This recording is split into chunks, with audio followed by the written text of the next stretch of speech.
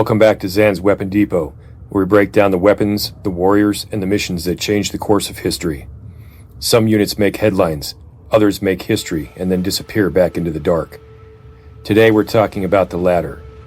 In recent days, there's been a lot of noise, a sudden operation, a fast extraction, and a regime shaken. As always, details are limited, that's how it works. But when high-risk, high-precision, smash-and-grab operations happen anywhere on the globe, there's one unit that everyone thinks of, Delta Force. Let's get into it. Delta Force was formed in 1977 during a time when the United States realized that it had a serious problem. We were not prepared to deal with modern terrorism or hostage crises such as aircraft hijackings, embassy seizures, and state-sponsored terror. Other nations already had answers.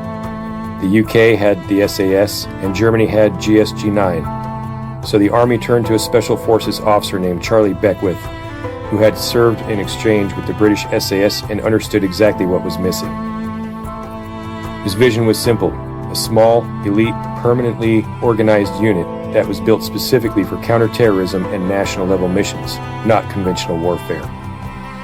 That unit later became the 1st Special Forces Operational Detachment Delta, or Delta Force. It was created to solve problems no one else could touch. They don't deploy to fight wars. They deploy to end situations.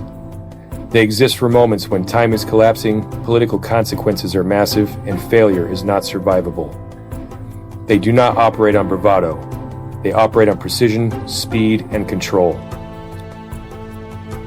Delta selection is not about strength alone. It's about judgment under exhaustion, decision-making under ambiguity, and precision when everything is going wrong. There are no scripts, no guarantees, and no margin for ego. Operators are selected not just for what they can do, but what they won't do unless absolutely necessary. Delta is built on restraint, because in their world, one bad decision can change history. Delta operates where the map ends: urban compounds, foreign capitals, denied airspace, and time-sensitive targets. Sometimes their actions become public years later. Sometimes they never do. And sometimes you see the effects without ever seeing the hand that caused them. Fast in, objective secured, fast out. There's no press conferences, no explanations, just results. A smash and grab is one of the most dangerous operations in modern warfare. You don't control the environment, you don't control the timeline, and you don't get a second attempt. You hit hard, you move fast, and you leave before the enemy can respond. These missions demand surgical violence, perfect coordination, and absolute discipline.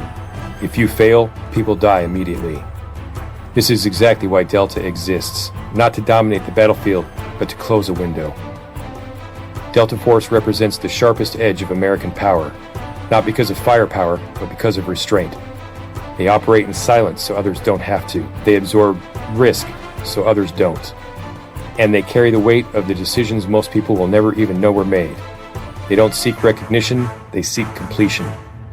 We honor these warriors, not by speculating, but by understanding the discipline, the restraint, and the resolve that it takes to operate in the dark and come back clean. And that's all the time that we have for this episode of Zan's Weapon Depot. If you've enjoyed this episode, smash those like and subscribe buttons. And until next time, stay locked, stay loaded, and remember, the most dangerous warriors aren't the loudest ones. They're the ones who leave no trace at all. Semper Fi.